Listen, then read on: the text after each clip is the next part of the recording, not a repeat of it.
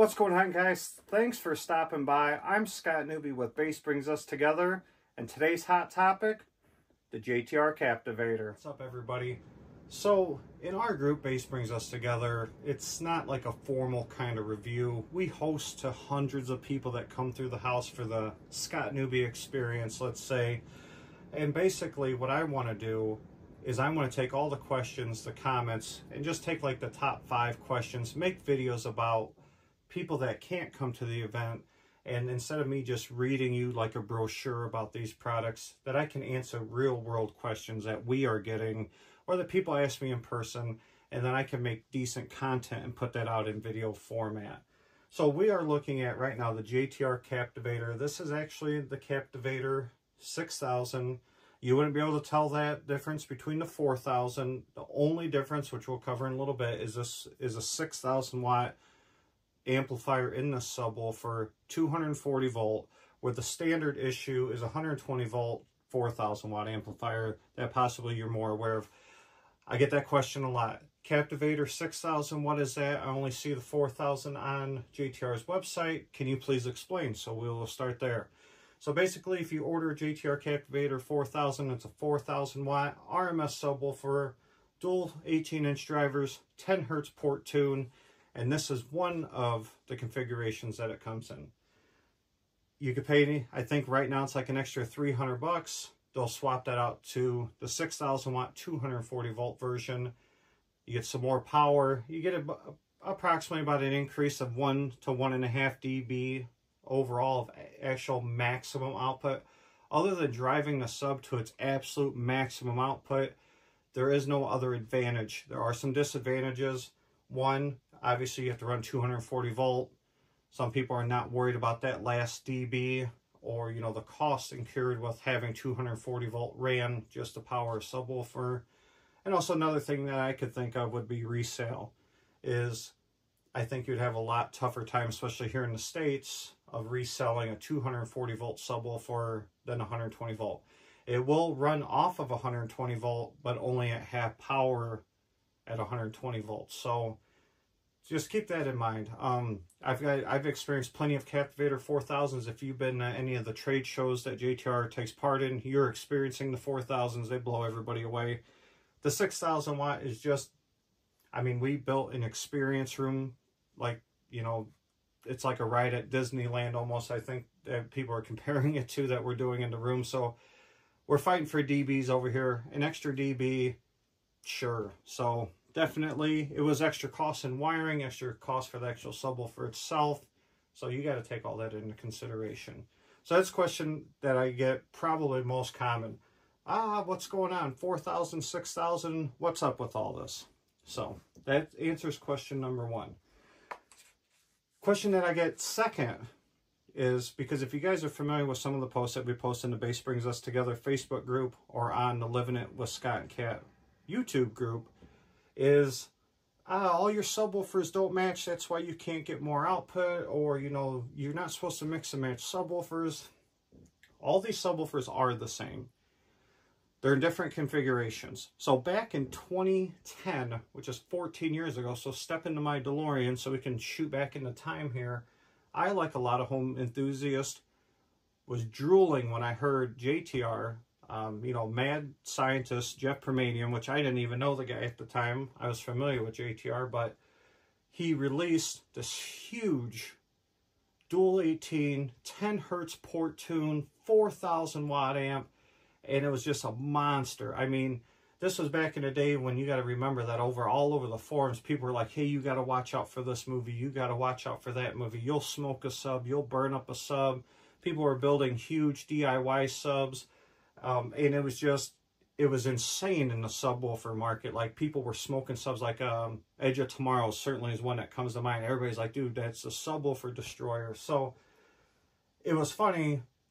Oh, it was funny, and it also had me drooling and many other home theater enthusiasts that when JTR released the JTR Captivator, I just remember like, man, you know, 10 hertz port tune, look at those monster 18s, and then you seen like demo videos and those things are just slamming, and it was insane. But the actual truth of the matter is I couldn't buy one or I couldn't use one because the original Captivator, which they still sell, the dimensions for my space just didn't work out. And I think unless you're building an actual home theater room that, like how we did in a 14 by 16 foot room here, to fit these super long subwoofers. So the original Captivator was 40 inches deep, just under 40 inches deep. It was like 40 inches tall by 40 inches deep by 20 or 22 inches wide. I was like, where the heck am I going to put that it makes sense? When you look at it, it looks super imposing. So actually, this subwoofer you're looking at now that came out after that is the low profile version. That doesn't mean that it's less cubic feet or less output or less anything, but it seems more compact, but it's just like an optical illusion pretty much. It's wider but thinner and not as long, and it's the same cubic feet internally, so it performs identical. So in our room, we have multiple LPs. There's actually 5 LPs in this room, and multiple sofa table versions. So, and then multiple talls. Now, my very first subwoofer that I bought from JTR, that got me started on all this madness, and I'll scroll down here to it, is that one right there, which is a sofa table model. So when he released those, still same cubic feet as the talls, the regulars, the LPs, everything. When he released those, I was like, dude, that is perfect to go behind our seating, because our seating at the time wasn't wall hugger seating in this theater. They actually extended pretty far back. Those make amazing, amazing near field subwoofers. That is the very first one actually that he ever produced. As soon as he made that announcement, I'm like, I gotta have that subwoofer. I don't use this term often. 100% game changer in this room. Having one of those behind your seats literally feels like you're getting shot to the moon. I remember playing Interstellar on that subwoofer. That was the very first Enter the Wormhole scene. And me and my buddy just looked at each other and started just ridiculously laughing. So in this room, I have multiple of those. So now they have multiple versions, and I was able to Tetris in this room to be able to fit 9, soon to be 10 dual 18s in our 14 by 16 foot room, all because, as you see now, that is multi-purpose as a surround side stand. I use those acoustic separator, scientifically formed things with soft and hard material to try to reduce vibrations. I don't know if they work. I haven't actually roof swept them with them on and off to see if it does, but hey, at least I'm making an effort. You know what I mean? So that kind of answers the question about the different styles. They all perform identically. So they're all good down, you know, to the 10 hertz, which brings me to the next one. I get this question all the time too. Oh my God, 10 hertz. Why do these companies keep yelling out, oh, my subwoofers do 10 hertz, or people, hey, we're killing it at 10 hertz, and here's my root graph or whatever graph from ARC or Odyssey sent to me, and I'm doing 10 hertz. Like, people honestly, like, do people not understand how hard it is to make 10 hertz and make it at levels that you can actually experience? So these subwoofers, and I don't know what was going on at the JTR headquarters at the time, but they were certainly filling the gap then. Like I said about extreme low frequency movies, there was really no commercially made subs that would do that. So if you guys remember years back, there's a very, very popular subwoofer website called Database. They would drag out commercial subs, DIY subs, literally any subwoofers, big or small, drag them out into the middle of the field to where there was no room boundary gain, no nothing to help the subwoofer out. They would literally punish these subwoofers beyond craziness, all the way to their complete max output. Some of them lived through the test, some of them died. And then they just posted everything, like, you know, distortion and output. So the Captivator actually was the highest output tested subwoofer that they ever tested for 10 hertz capability.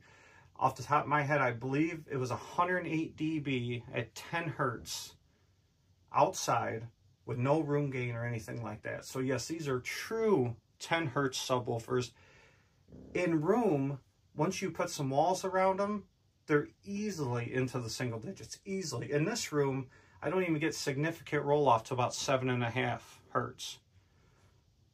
Certainly, it's unbelievable when you experience super low ULF, and that's what I was after. So for years, I chased down subwoofers for years. I was driving 10 hours in one direction to check out other 15s, 18s, 21s, 24s, literally going all over the place, and be like, before I commit to a sub, I got to experience everything. I got to do all the homework because it's a huge investment, thousands of dollars per subwoofer. I got to make sure that I'm going to be happy. So, you know, a subwoofer is a tool that we all have in our toolbox, just like a receiver, just like a speaker, just like calibration. And we use all our tools to create the experience that we want. You figure out what tool for the job. What are you trying to do? I wanted the most violent, clean, low output bass that I could find. And these by far were the most violent. That's why I end up with the room. This room has been made over a few different times with other manufacturers, and this post is not to bash anybody else. There's a lot of, you know, great companies, and I've made a lot of great friends through this hobby that have other manufacturers or that have JTR. It doesn't even matter. But these subwoofers fit the bill for me for the most violent ULF production. And yes, they are true 10 hertz subwoofers. I understand a lot of people were questioning that, like, well, at what level? Well, yeah, if a subwoofer does 10 hertz at 50 dB or 60 dB or 40 dB, that's obviously very pointless. No, these are extreme 10 hertz capable subwoofers. So, on to the next question. And this, I'm just going to answer a few, guys. Certainly, just the most popular ones. Reliability. I get this question a lot.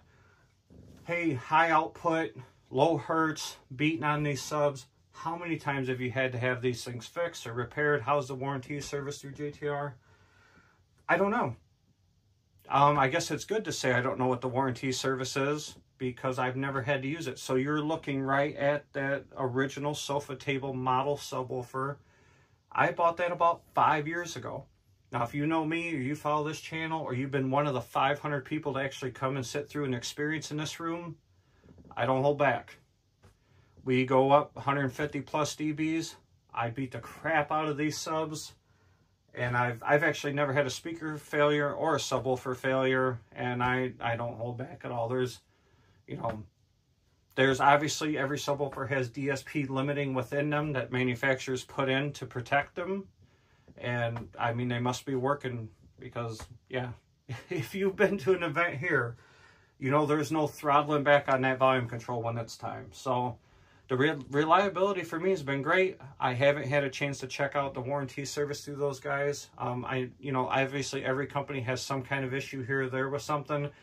I've only read through a handful the last couple of years, and it always seems like it got remedied pretty quick, but I just don't have any first-hand, you know, experience with that. Another question I get.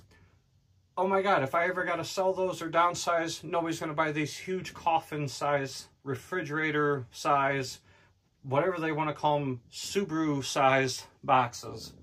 I understand that to a point, but what is strange is with most good brands, there really is a resale market for them. Actually, what you're looking at on top of that subwoofer is the 2025 version of the JTR 210 HT, which I previously had the 228s, which I also bought like 5 years ago.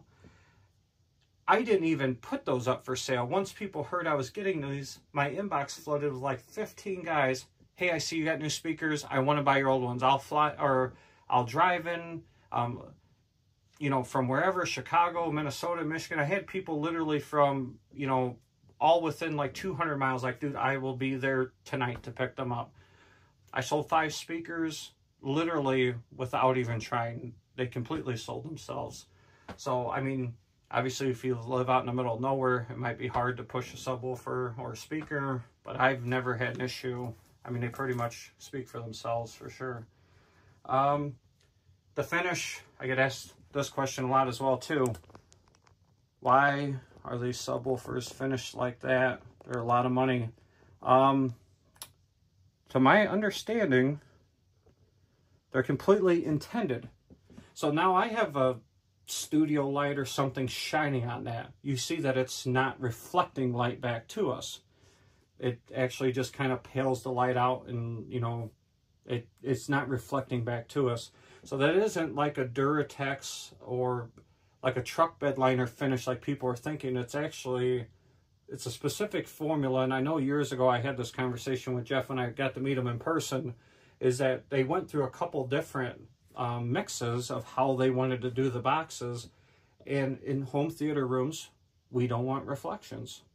So this is what they came up with. I have, like I said, I got 9 of these subs, soon to be 10. When the lights are dark in this room and the projector's on, that's the only thing you're seeing. I personally wouldn't have it any other way. Now in your living room or something, that might be something different. But in a home theater setting, no, I couldn't beat it. So that brings me to the last question. And I'll be honest, as I always am with you guys. I mean, I'm lucky enough to meet a lot of you guys in person. So I always get, you know, hey Scott, be honest, you're an enthusiast just like me. What are the downsides, you know, the downsides to these subwoofers or these speakers or whatever? Well, I mean, to be honest, there's 3 key points that I came up with. First of all, they're large. If you don't have a dedicated space, fitting a huge ported subwoofer in your living room or something, I mean, I got lucky enough that Kat doesn't care about the huge stack of RTJs in the living room, but most significant others may not like these huge boxes in their living room. Us guys, we think a lot of that's cool. Some people do want smaller or more, you know, glossy finished subwoofers or speakers. Yeah, for some people, this certainly wouldn't be a living room type speaker just because it doesn't fit their decor. That's an obvious downside that I can think of. Another thing is the cost. Quality components, amplifiers, drivers, Baltic birch cabinets. You know, it is what it is. Stuff costs money. You know, commercial subs, they come full warranted. You know, obviously they're built extremely well. I mean, they're still alive at my place. So yeah, it costs. You'll never hear me say that a $3,000, $4,000, $5,000, $6,000 subwoofer isn't a lot of money, because it is. I mean, unless you're a millionaire and don't care. If you guys are like me, you're shopping around before you make a purchase like this, like I did. I spent 6 months of nothing but demoing different subwoofers, DIY, commercial, whatever I could physically see within like a 10-hour drive, and that's in one direction. I went to Pennsylvania, Ohio, from Chicago, multiple occasions in every direction. So it is a big investment. Now, like I said, that subwoofer at the bottom, I've had that for 5 years. These other ones, I accumulate 1 or 2 every year since. Just like you guys, this is a journey for me. I'm going to build, you know, I'm in the process of building or maintaining, having one of the loudest sound systems in a Dolby Atmos home theater. And this is the route that I'm taking. I'm trying to share as much of that with everybody as I can. So I just want to get some close-ups of the sub. I get asked this a lot too. So that's the only really downsides that I could think of. Let me try to get some. Oh, I get asked this a lot too. Do the subwoofers come with grills? Yes, of course they come with grills. Magnetically attached ones that you can see. See, these are all LPs. I used to have STs, the sofa tables. They got moved to side surround duty. Then I switched to recliners that are more wall hugger, and I can still fully recline these with the LPs. So not only I get the body impact, but the head impact. Once again, if you're going for ISPL, you know, that's my route. So there's the plate amplifier. That's the 6,000 watt version. As you can see on the little sticker on the side.